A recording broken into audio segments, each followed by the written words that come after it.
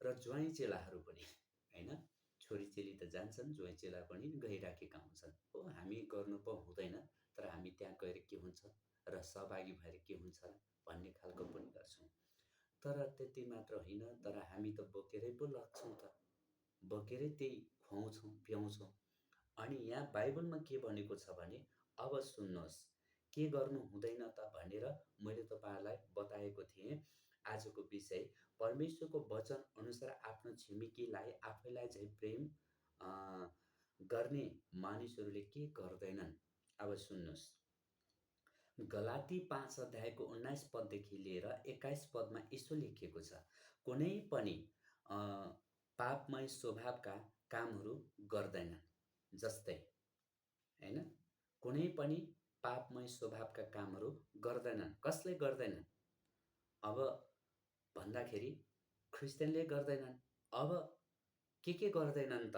अब यहाँ सुन्नुहोस्। जस्तै 1 नम्बरमा व्यभिचार, 2 नम्बरमा अपवित्रता, 3 नम्बरमा लम्पटपना, 4 नम्बरमा मूर्तिपूजा, 5 नम्बरमा मन्त्रतन्त्र, 6 नम्बरमा दुश्मनी, 7औं नम्बरमा झगडा, झैझगडा र 8औं नम्बरमा ईर्ष्या, 9 नम्बरमा क्रोध, 10औं नम्बरमा स्वार्थीपन र 11 नम्बरमा फुट, 12 नम्बरमा गुटबन्दी, 13 नम्बरमा दाह, 14 नम्बरमा बेदबपन, 15 नम्बरमा अश्लील मोजमजा र यस्तै अरूहरू हामीले गर्दैनौँ।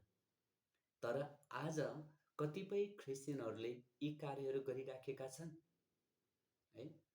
तपाईँले परमेश्वरको वचनअनुसार बाइबलमा हेर्नुहुन्छ र पवित्र धर्मशास्त्र बाइबल पढ्नुहुन्छ भने तपाईँले प्रशस्त मात्रामा पाउनुहुन्छ। यदि पढ्नुहुन्न, सुन्नु मात्र हुनुहुन्छ, सुन्नेर पनि फेरि आफूलाई धोका दिने व्यक्ति हुनुहुन्छ भने नि तपाईँले यो काम निश्चय गर्नुहुन्छ।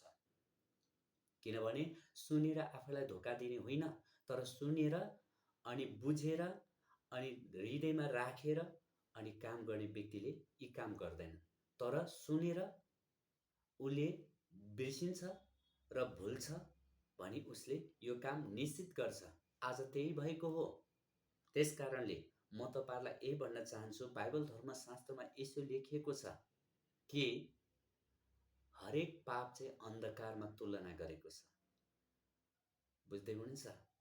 हामी मण्डली परिवारहरूले गर्ने कुराहरू के छ भन्दाखेरि चाहिँ यहाँनिर स्पष्ट भनिएको छ 22 र 23 मा, तर पवित्र आत्माको फल चाहिँ प्रेम, आनन्द, शान्ति, धैर्य, दया, भलाइ, विश्वस्तता, नम्रता, संयम हुन्। यस्ता कुराहरूका विरुद्धमा कुनै व्यवस्था छैन। हो, क्रिस्चियनहरूले गर्नुपर्ने कुराहरू चाहिँ यी हुन्। तर आज क्रिस्चियनहरूले गर्ने कार्य चाहिँ उल्टो छ। यस्तो छ, अपवित्रता, लम्पटपना, मूर्तिपूजा, मन्त्रतन्त्र। हेर्नुहोस् है, मूर्तिपूजा र मन्त्रतन्त्र भन्नु एउटै हो।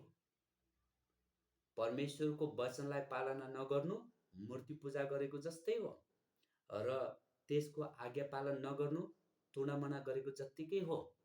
त्यस कारणले अनि यहाँ दुश्मनी, झैझगडा, ईर्ष्या, क्रोध, स्वार्थीपन, फुट, गुटबन्दी, डाह, बेदकपन है, असली मोजमजा, यस्ता कुराहरू आज कति मण्डली परिवारहरूले गरिराखेका छन्।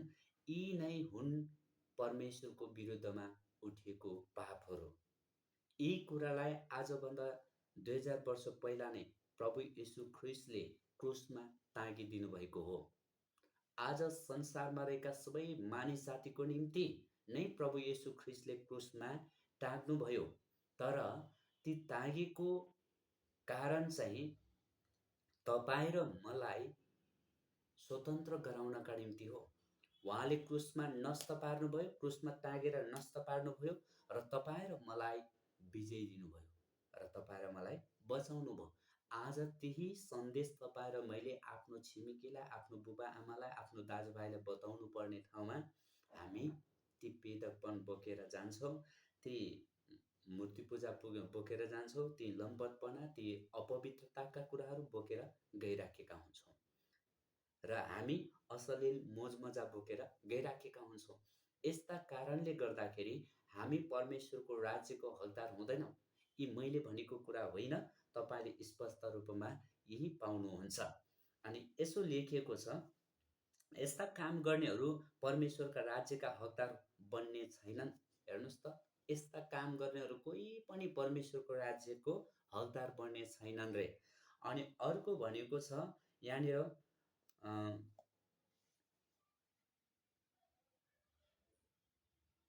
यहाँ भनिएको छ, पावल भन्छन्, जसद्वारा म चाहिँ संसारको लेखी र संसार मेरो लेखी क्रुसमा झुन्ड्याएको छ। अनि यहाँनिर पावलले के भन्छ भन्दाखेरि चाहिँ जसको जसद्वारा चाहिँ होइन, जसद्वारा पावलले स्पष्ट भनिराखेको छ, जसद्वारा म चाहिँ संसारको लेखी र संसार मेरो लेखी क्रुसमा झुन्ड्याएको छ। बुझ्दै हुनुहुन्छ? यस कारणले हामी मण्डली परिवारहरूले यी कार्य गर्नु हुँदैन है। अनि यहाँ म यस्तो कुरा पाउँदछु, उहाँको सामुन्ने पवित्र र निष्कलङ्क हौ भनेर संसारको उत्पत्तिभन्दा अघिबाटै उहाँले चुन्नुभयो। बुझ्दै हुनुहुन्छ?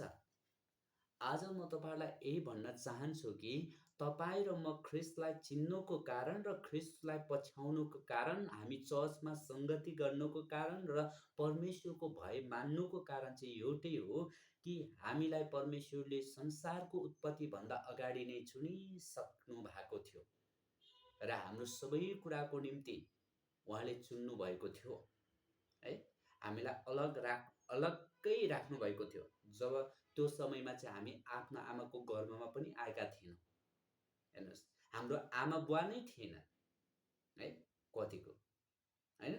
अनि त्यस कारणले गर्दाखेरि यहाँनिर भनेको छ, अनि अर्को खण्डमा भनेको छ, ख्रिस्ट येशूद्वारा हामीलाई आफ्ना सन्तान हुनलाई अघिबाटै नियुक्त गर्नुभएको थियो। बुझ्दै हुनुहुन्छ? अघिबाट नै नियुक्त गर्नुभएको थियो तपाईँ र मलाई। यस कारणले हामी मण्डली परिवारहरूले यी कार्य गर्नु हुँदैन।